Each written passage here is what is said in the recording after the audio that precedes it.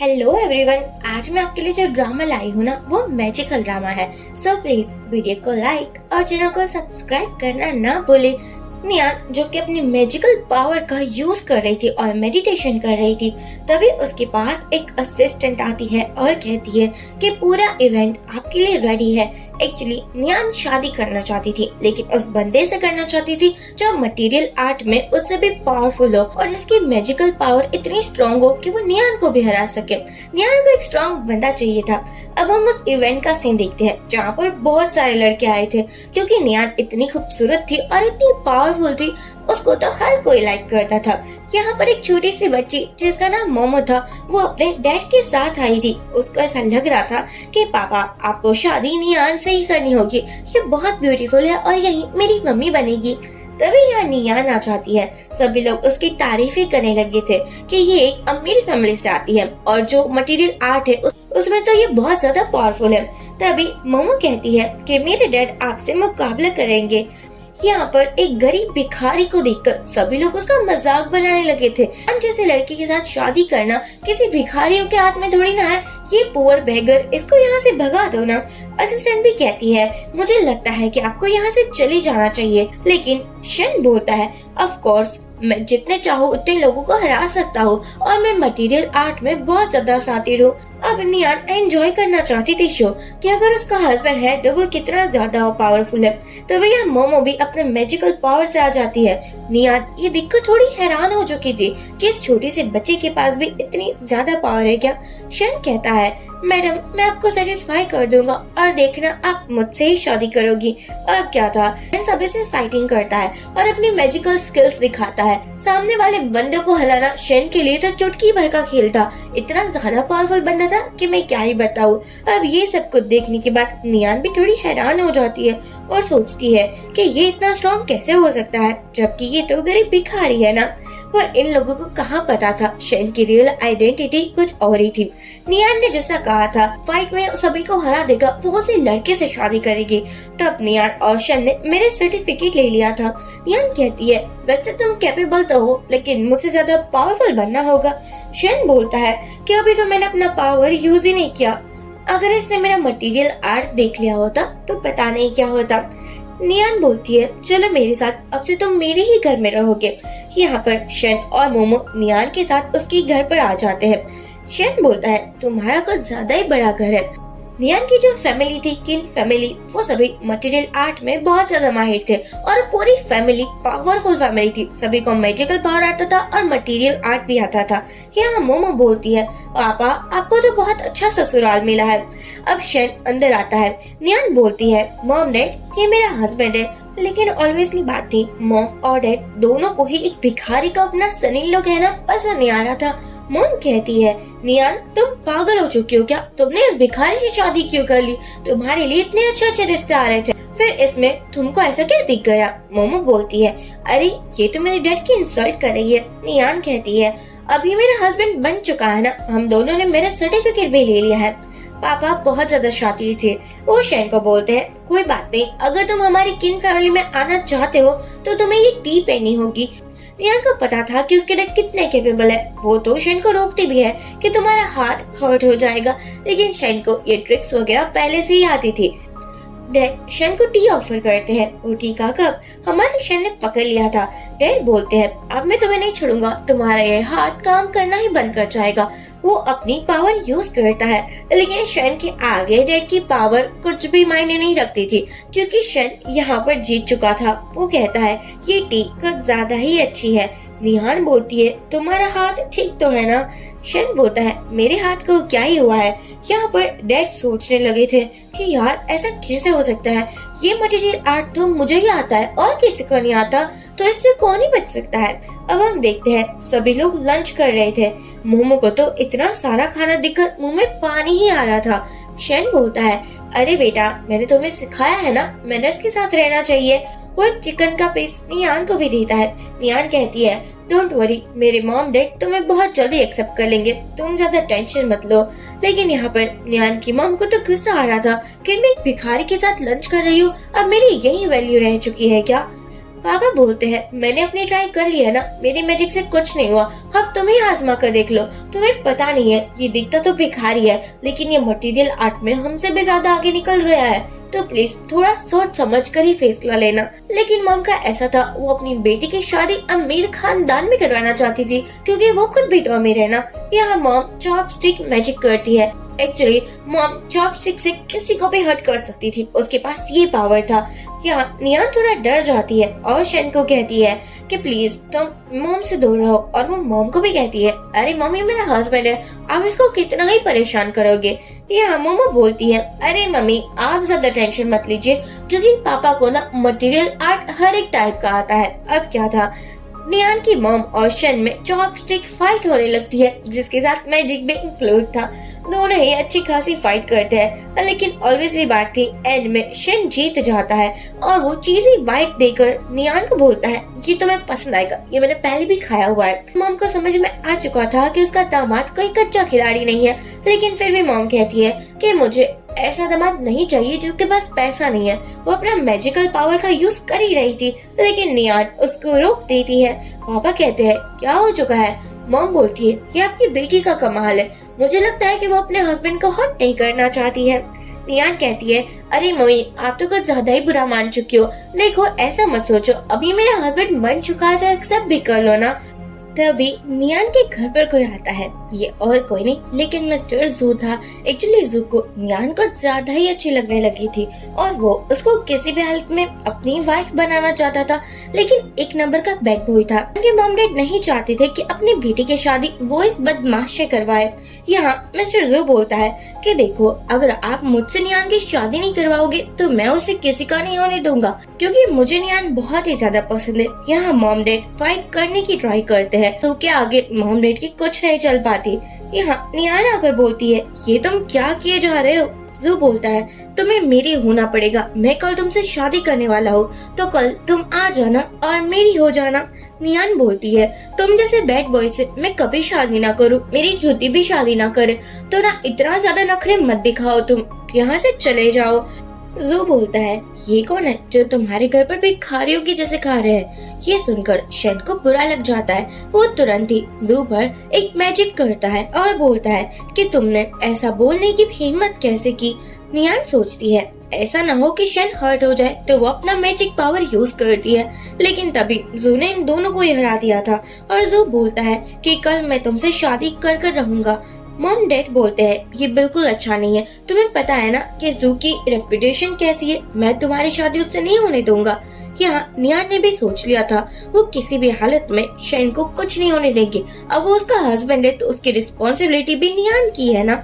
वो शावर ले रही थी और शेन के बारे में ही सोच रही थी। जैसे वो बाहर आती है उसने एक हॉट नाइटी पहना हुआ था जिसको देखकर शेन तो सांस लेना ही भूल जाता है। बेचारा इतने प्यार से देख रहा था, मैं क्या ही बताऊं। तभी नियान अपना गाउन निकाल देती है और तुरंत ही शेन को किस करने लगी थी। ये लोग नाइट स्पेंड करते हैं। मॉर्निंग में शेन को ज्यादा ही खुश हो रहा था क्योंकि उसको एक अच्छी वाइफ मिली थी जो उसके साथ रोमांस भी करती थी।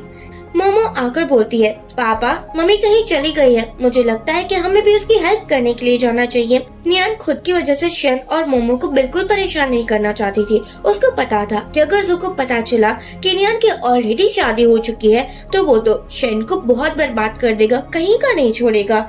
अब हम नेक्स्ट सीन एक शादी का देखते हैं जहाँ पर नियान के मॉम डैड ट्राई कर रहे थे कि वो जू को रोक पाए क्योंकि वो अपनी बेटी की शादी नहीं करवाना चाहते थे, लेकिन जू की इतनी ज्यादा पावर थी कि वो रुक ही नहीं रहा था।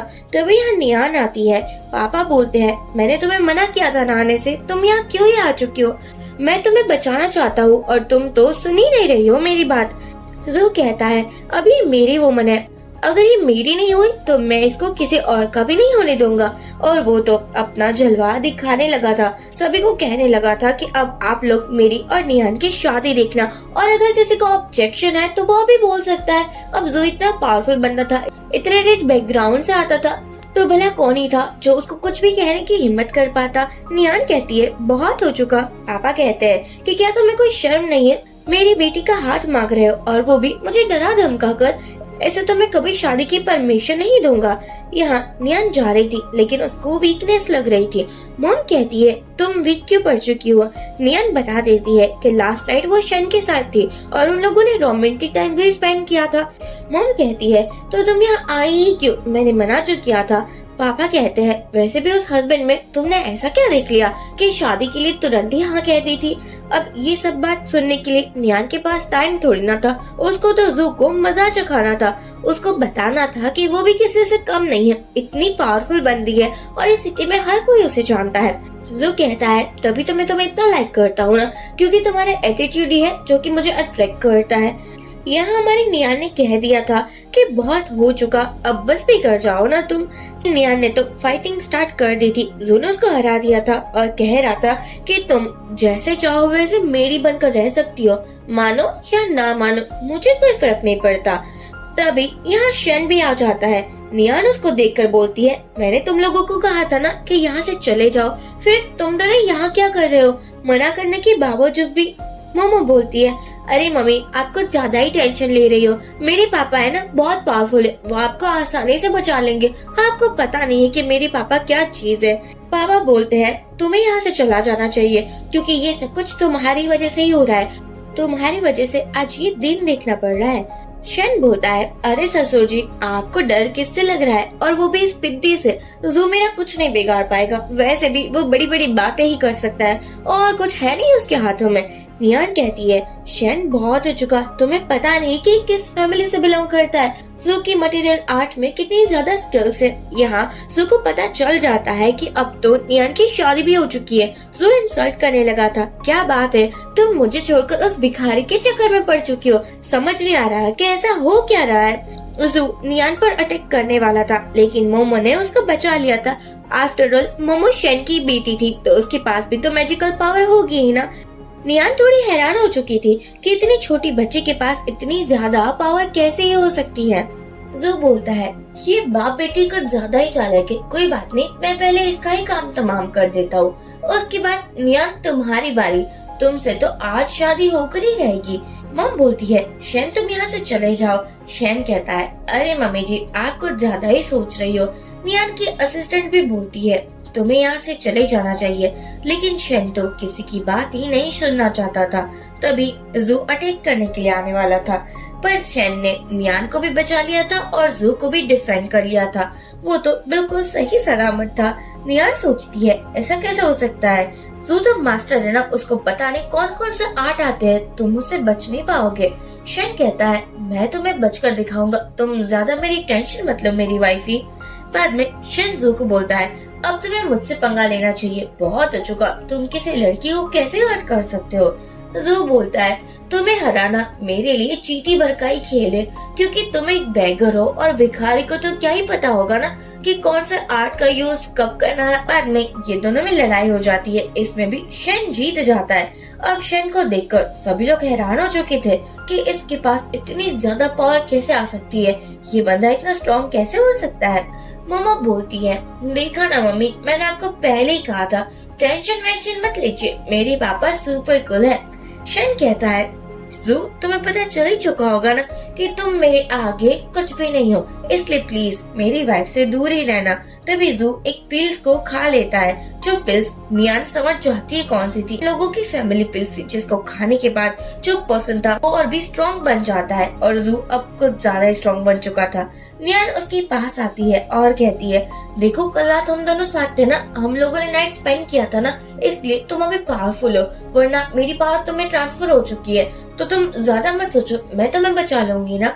शन कहता है मेरी जान तुम इतना भी क्यों डर रही हो, मैं तुम्हारे साथ हूँ और मुझे किसी की हेल्प की जरूरत नहीं है, इस पिद्दी को तो मैं ही संभाल लूंगा। तूने अपना मैजिक यूज करना स्टार्ट कर दिया था, लेकिन शन फिर से बच जाता है। ऊपर से ये सब कुछ एक लड़की दिख रही थी जो कुछ ज्यादा ही खूबसूरत थी और वो कहती है हाँ पहले मुझे जू पसंद था क्योंकि वो बैड बॉय था, लेकिन देखकर लग रहा है कि जू किसी काम का नहीं है, एक भिखारी से भी नहीं लड़ पा रहा है, मुझे नहीं लगता ये मुझे डिजर्व भी करता है। सभी लोग कहने लगे थे कि तुमने जू को हर्ट भी कैसे किया। पापा बोलते हैं कि अब जो हो चुका वो हो चुका, हमें शन का ही साथ देना होगा। यहाँ सभी लोग शेन के खिलाफ हो चुके थे, जो कि ऑब्वियसली बात थी, जू का ही प्लान था। उसको पसंद थोड़ी ना आएगा कि कोई उसकी बंदी का साथ दे। I mean, जिसको वो लाइक करता है उस बंदी का साथ दे। जू कहता है, देखो अभी भी टाइम है, तुम यहाँ से जा सकते हो। पता नहीं है अगर मेरे बंदे आ चुके तो तुम्हारी क्या ही हालत करेंगे। शेन कहता है, पहले मैंने सोचा था कि मैं तुम्हें छोड़ दूंगा क्योंकि तुम मेरे किसी काम के नहीं हो, लेकिन तुमने मेरी वुमन को टच करने की भी कैसे ट्राई कर दी। तुम्हें तो बिल्कुल भी पता नहीं है कि मेरी रियल आइडेंटिटी क्या है। तुम ऐसे ही बातें शातें नहीं कर सकते। यहाँ पर जितने भी फाइटर थे वो हर कोई जू के साइड आ चुके थे।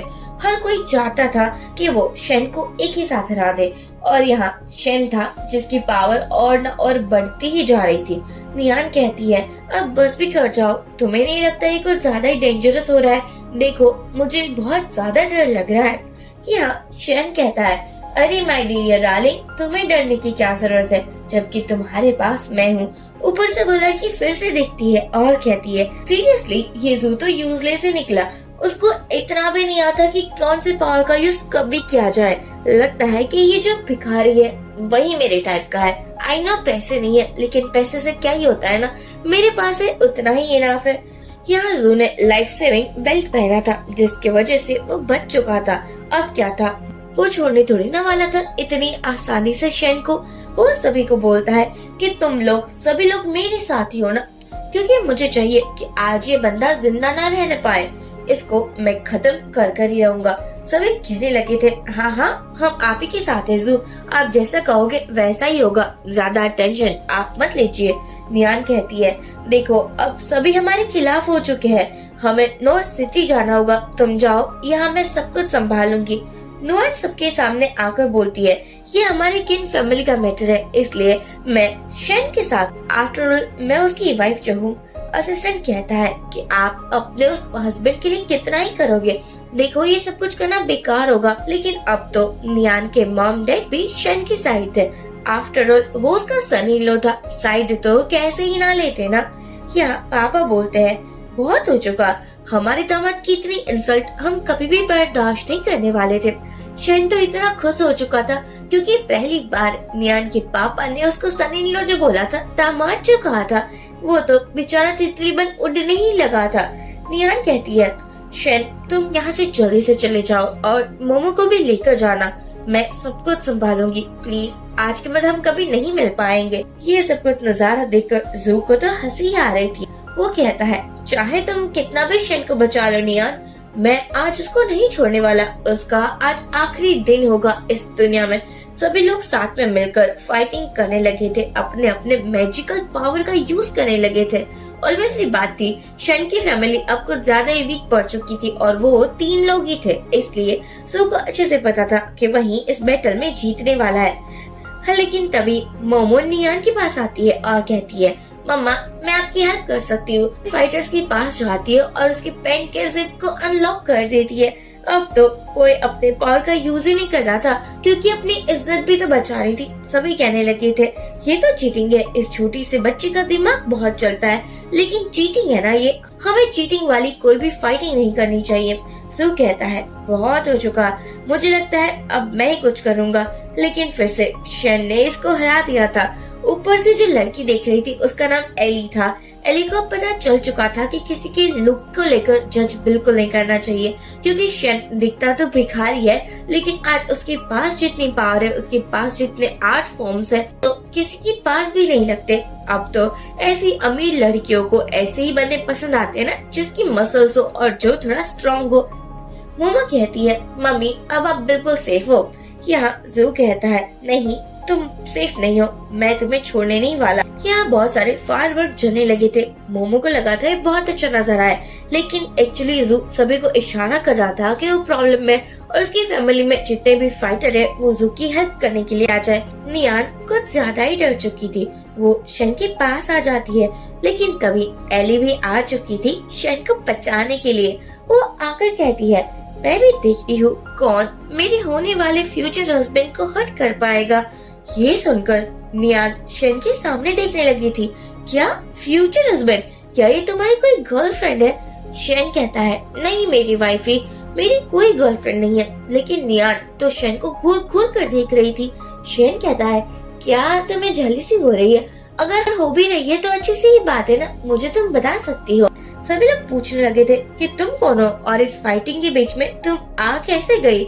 एली अपनी तलवारबाजी दिखाती है, जिसके थ्रू सभी को पता चल चुका था कि वो लियो ग्रुप से है और लियो ग्रुप इस सिटी का सबसे पावरफुल ग्रुप था। सबसे ज्यादा मैजिकल पावर इसी ग्रुप के पास थी। एक्चुअली एली शेन को बचाना चाहती थी और सभी से बोलती है कि देखो, अगर आपने आज शेन को हर्ट भी किया ना तो किसी को भी नहीं छोड़ने वाली, सभी को उसकी नानी याद दिलवा दूंगी। अब क्या था, जू को भी मस्के तो लगाने ही थे ना। वो कहता है कि आज आपकी खातिर मैं शेन को छोड़ रहा हूँ। शेन के पास आती है और बोलती है, आपने मुझे थैंक यू नहीं कहा। शेन कहता है, लेकिन मैंने कौन सी हेल्प मांगी थी, मैं खुद भी तो इन लोगों के काम तमाम कर सकता था, और वैसे भी आपने मेरी नहीं इन सभी लोगों की जान बचाई है, क्योंकि मैं बहुत खतरनाक हूँ। ये सुनकर एली बोलती है, वाओ, क्या एटीट्यूड है ना तुम में, मुझे यही एटीट्यूड तो सबसे ज्यादा पसंद आया। क्या तुम मुझसे शादी करोगे?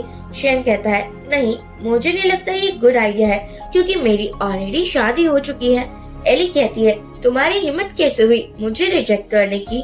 मोमो बोलती है, अरे आंटी, आपको समझ जाना चाहिए ना, मेरे पापा शादीशुदा है और मेरी मम्मी अच्छी खासी दिखती है, आप यहाँ से चले जाइए। एली बोलती है, देखो, तुम्हें पता नहीं है, अगर मुझे गुस्सा आ चुका तो तुम्हारा क्या हालत होगा। मैं लियो ग्रुप से हूँ। एली अपने तारीफों की पुल बांधने लगी थी। शेन कहता है, मुझे तुमसे डर नहीं लगता।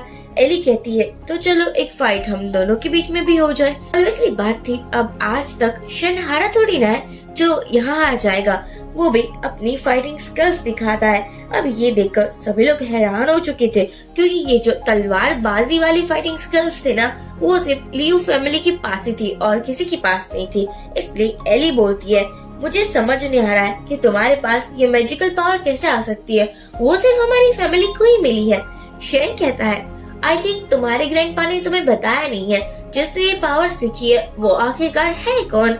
एली को लग रहा था कि किसी भी गरीब बंदे को अगर पटाने लग जाओ तो उसकी नखरे कुछ ज्यादा ही बढ़ जाते हैं, और आज ऐसा ही हो रहा है मेरे साथ। शेन कहता है, क्या हो चुका, तुम कुछ बोल क्यों नहीं रही हो? एली कहती है, तुम्हें क्या पता नहीं है मेरे ग्रैंडपा कौन है? अगर उसको पता चल चुका ना कि तुमने मुझे रिजेक्ट किया है, वो तुम्हें किसी हालत का नहीं छोड़ेगा। शेन कहता है, तो फिर उसको बुला लो ना। लेकिन यहाँ नियान के पापा डर चुके थे, क्योंकि उसको भी पता था कि लियो फैमिली कितनी बड़ी फैमिली है, और उसके साथ अगर रिश्ता जोड़ चुका ना तो मान लो लाइफ टाइम का फ्री एटीएम ही वो हो चुका। यहाँ नियान भी कहती है, मैं तुमसे डाइवोर्स लेना चाहती हूँ, तुम्हारे लिए एली एक अच्छा ऑप्शन है, और वो कितनी अच्छी है और रिच फैमिली से भी तो बिलोंग करती है ना। शेन ये सब कुछ सुनकर कुछ ज्यादा ही पक चुका था, क्योंकि अब उसकी लाइफ और वाइफ दोनों ही नियान है। वो जेट पेंडेंट शेन तोड़ देता है ताकि एली के ग्रैंडपा यहाँ पर आ सके, पर सभी के मुंह पर 12 बजे हुए थे, क्योंकि एली के ग्रैंडपा ऑल इन मैन थे और उसके पास जितना मैजिकल पावर था, जितना आर्ट था, वो और किसी के पास नहीं था। तभी एली के ग्रैंडपा आ जाते हैं और सभी की पिटाई कर बोलते हैं, बताओ कौन है वो जिसने मेरी लड़की का दिल तोड़ा? लेकिन ग्रैंडपा ने अभी तक नियान और शेन के सामने देखा ही नहीं था।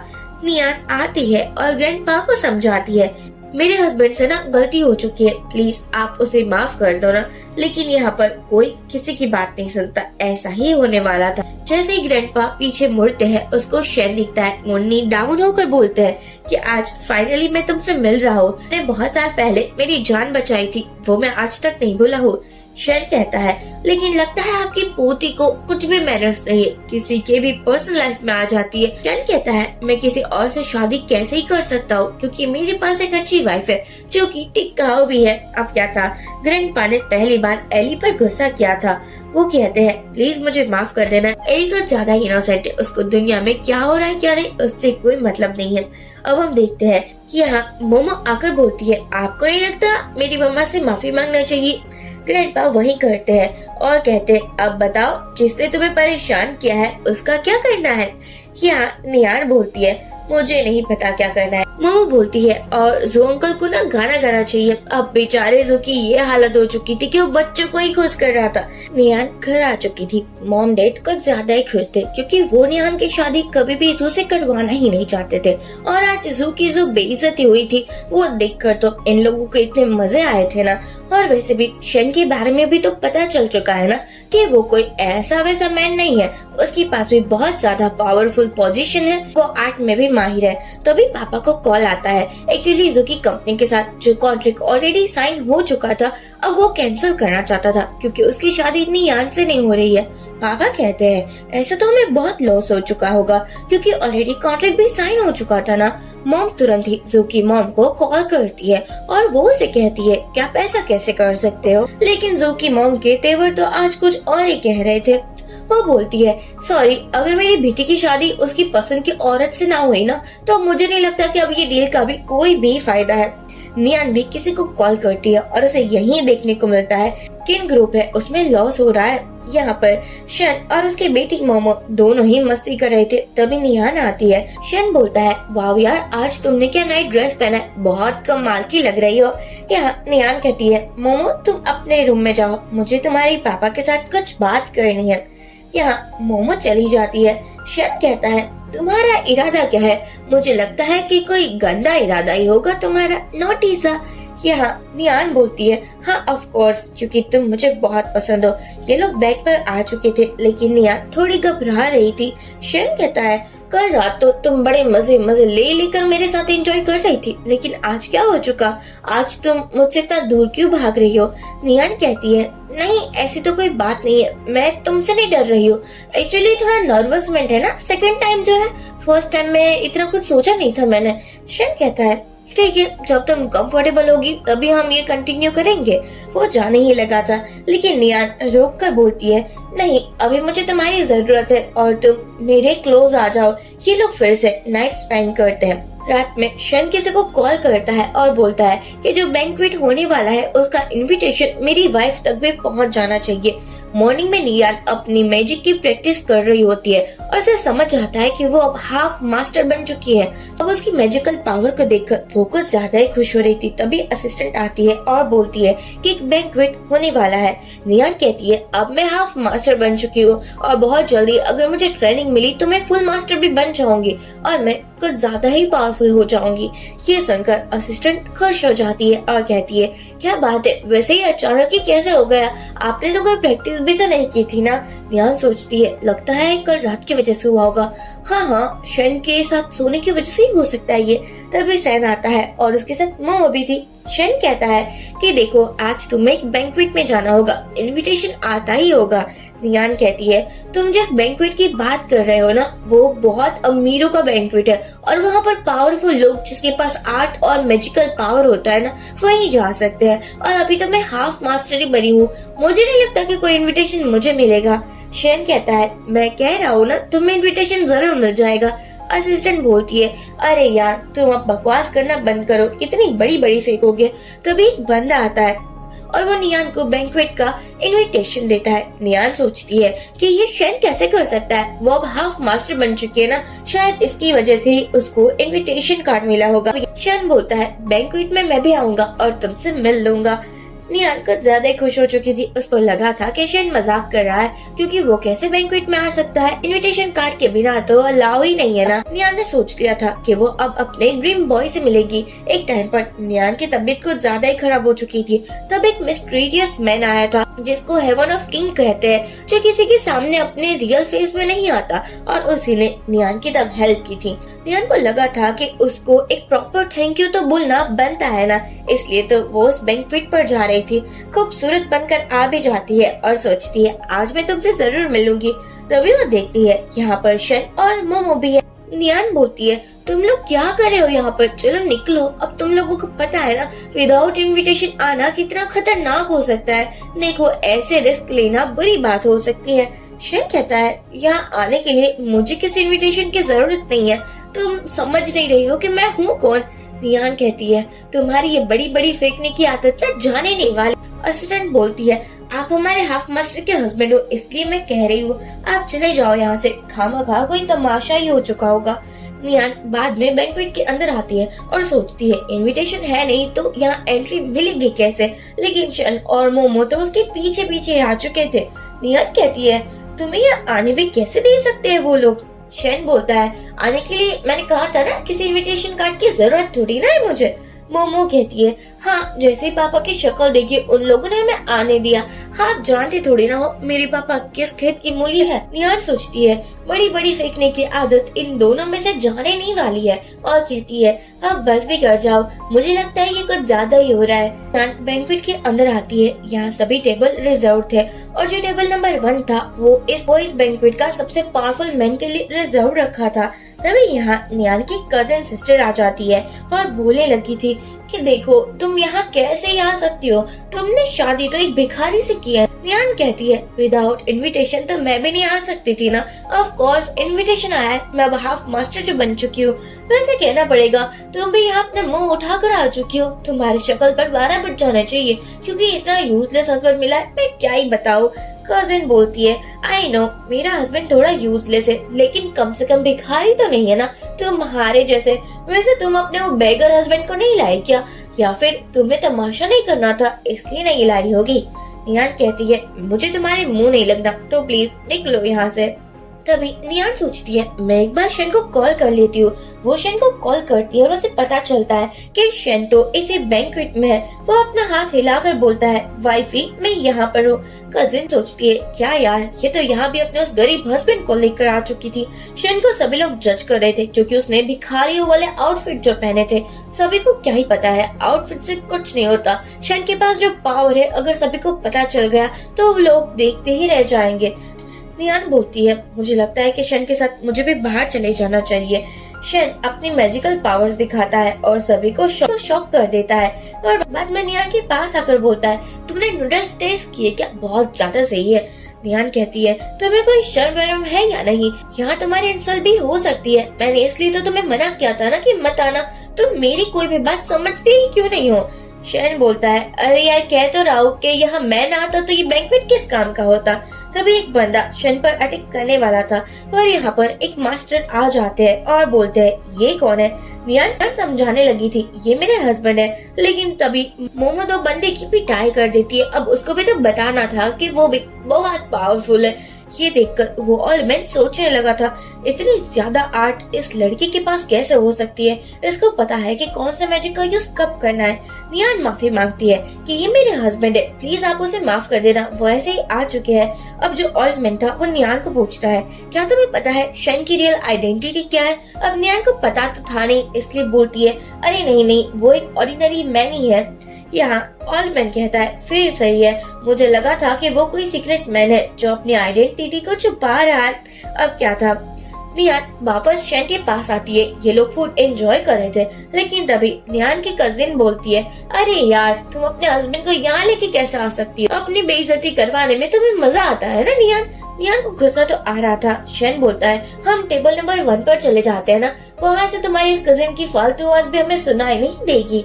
नियान कहती है पागल हो चुके हो क्या, टेबल नंबर 1 तो रिजर्व है। तभी एक बंदा आता है और कहता है आपको टेबल नंबर 1 पर चले जाना चाहिए, बॉस ने आपके लिए स्पेशली बुक करवाया है। कजिन सोचती है कहीं नियान का हस्बैंड कोई सीक्रेट मास्टर तो नहीं है ना। उसका हस्बैंड बोलता है नहीं मुझे नहीं लगता ऐसा हो पाएगा। ये लोग टेबल नंबर 1 पर आते हैं और बहुत सारी फूड को एंजॉय कर रहे थे। नियान कहती है यहाँ फूड खाना और कोई बड़ी बड़ी फेंकने की ट्राई मत करना वरना फिर से प्रॉब्लम क्रिएट हो जाएगी।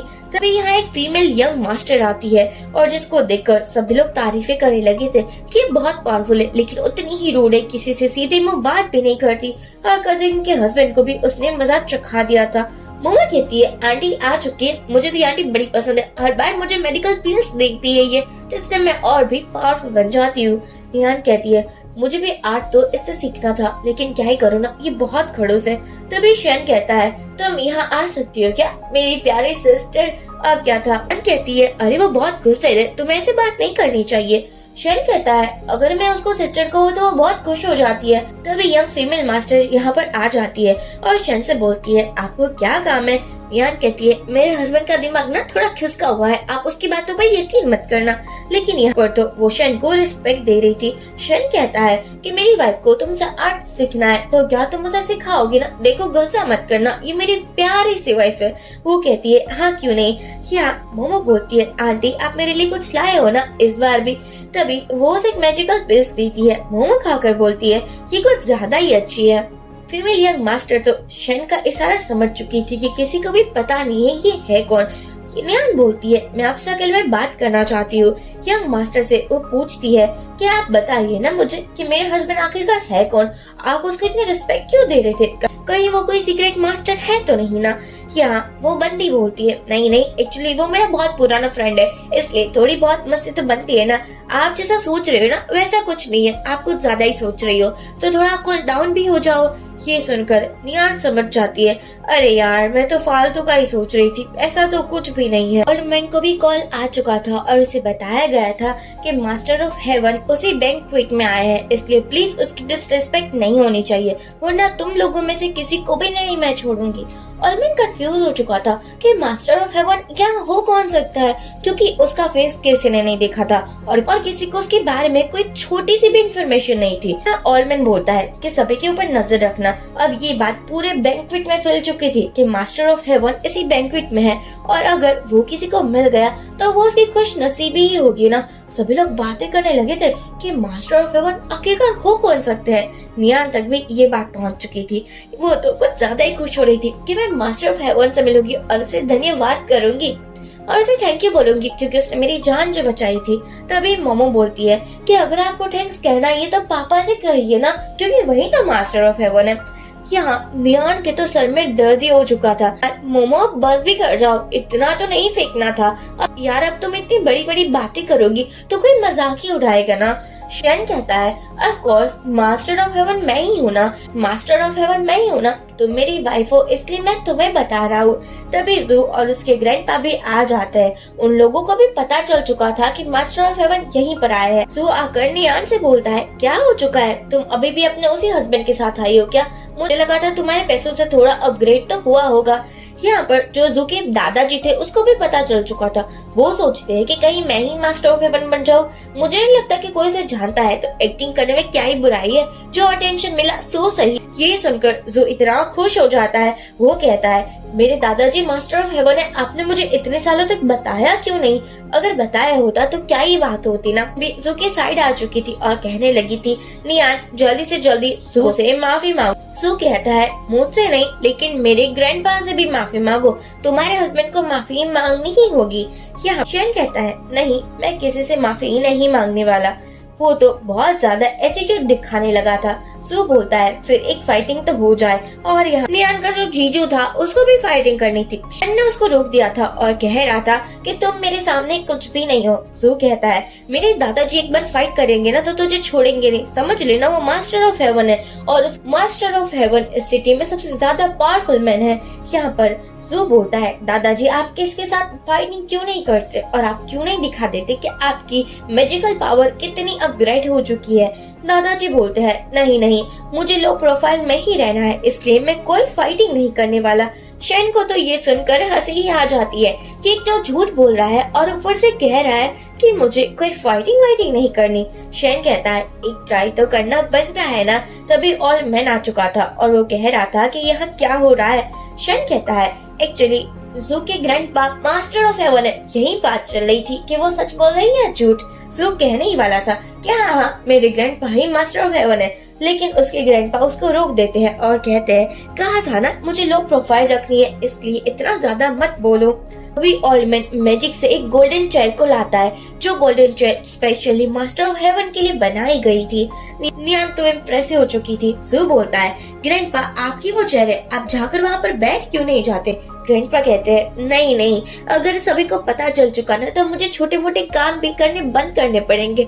मैं तो अपने बुढ़ापे में भी काम करना चाहता हूँ और कहा ना लो प्रोफाइल रखना चाहता हूँ, इसलिए मैं वहाँ पर नहीं बैठ सकता।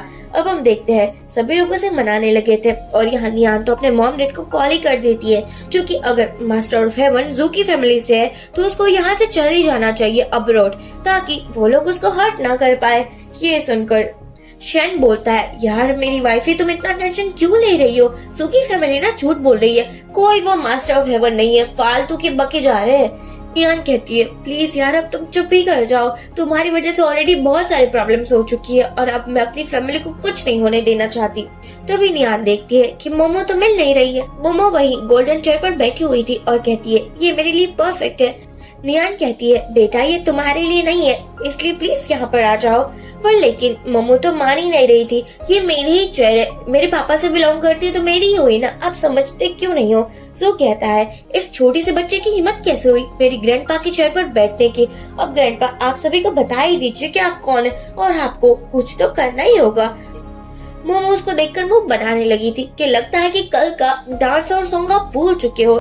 नियान शेन को कहती है, तुम मोमो को समझाते क्यों नहीं हो? लेकिन शेन तो नियान को लेकर उस गोल्डन चेयर पर आ चुका था और सभी से कहता है, मैं ही मास्टर ऑफ हेवन हूँ और मुझे नहीं लगता कि किसी को मुझसे कोई भी शिकायत होनी चाहिए। सभी लोग बातें करने लगे थे कि ऐसा कैसे हो सकता है, एक भिखारी मास्टर ऑफ हेवन कैसे ही बन सकता है। सभी लोग बहुत ज्यादा कंफ्यूज हो रहे थे। नियान कहती है, अब क्या ही मुसीबत आ चुकी है। मोमो कहती है, मम्मी आप पापा पर कभी ट्रस्ट क्यों नहीं करते? पापा जो कहते हैं वो सच ही कहते हैं, प्लीज ट्रस्ट कर लीजिए ना। और मैन कॉल करते हैं मास्टर ऑफ हेवन के असिस्टेंट को कि वो जानते थे। वो पूछते हैं कि यहाँ पर कोई फेक मास्टर ऑफ हेवन आ चुका है, तो क्यों ना आप यहाँ पर आ जाओ और एक बार कंफर्म कर दो कि रियल मास्टर ऑफ हेवन आखिरकार है कौन। ये सुनकर जू बहुत ज्यादा खुश हो जाता है और कहता है कि अब तुम्हें पता चलेगा मेरी प्यारी सी नियान कि मैं तुम्हारी फैमिली का क्या ही हल करूंगा। छोड़ने तो मैं तुम्हें वाला ही नहीं हूँ। अगर तुम मुझसे शादी कर लेती ना तो तुम्हारी लाइफ आज बदल जाती, तो मैं सिटी की सबसे पावरफुल वाइफ बन सकती थी, लेकिन तुमने भिखारी को चूज कर बहुत बड़ी गलती कर दी। यहाँ सभी लोग ग्रैंडपा को कह रहे थे कि आप आगे क्यों नहीं जा रहे, आप क्यों सभी को बता नहीं रहे कि आप भी मास्टर ऑफ हेवन हो। शेन को तो हंसी आ चुकी थी। जू बोलता है, इसमें हंसने वाली कौन सी ही बात है? नियान कहती है, चलो ना हम यहाँ से भाग जाते हैं, मुझे लगता है कि भागना ही सही ऑप्शन रहेगा।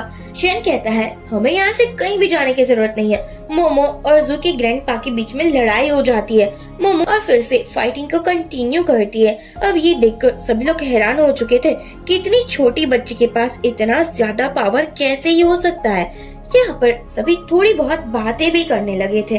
नियान सोचती है, हाँ मैं भी ये सोच रही थी कि मोमो तो कुछ ज्यादा ही छोटी है ना, लेकिन उसकी जो मैजिकल पावर है वो तो हम सबसे ही बड़ी है। मोमो कहती है, अब आपका पर्दा बहुत जल्दी फास्ट हो जाएगा। शेन कहता है, क्या कमाल है ना। और बाद में शेन भी फाइटिंग करता है, सभी को अपना ड्रैगन मैजिक दिखाता है। ये देखकर बहुत लोग हैरान हो चुके थे क्योंकि dragon magic master of haven की टीम के पास ही होता था और किसी के पास नहीं। वे लोगों को शक होने लगा था कि कोई गलत इन्फॉर्मेशन तो नहीं मिली है ना। नियान भी कंफ्यूज हो चुकी थी, वो सभी की बातें ही सुन रही थी। तभी जो बोलता है, मास्टर ऑफ हेवन मेरे ग्रैंडपा है। एक्चुअली मैं आप लोगों को बताना चाहता था, लेकिन वो लोग की में रहना चाहते थे, इसलिए मैं बता ही नहीं पाया। तभी यहाँ पर मास्टर ऑफ हेवन की असिस्टेंट आ जाती है। जू कहता है, आपको नहीं डाउन होकर मेरे ग्रैंडपा को हेलो कहना चाहिए ना। असिस्टेंट ने तो यहाँ जू की फिर से पिटाई कर दी थी क्योंकि उसको पता था कि रियल मास्टर ऑफ हेवन कौन है। असिस्टेंट शेन के आगे आकर नी डाउन हो जाती है और हेलो कहती है।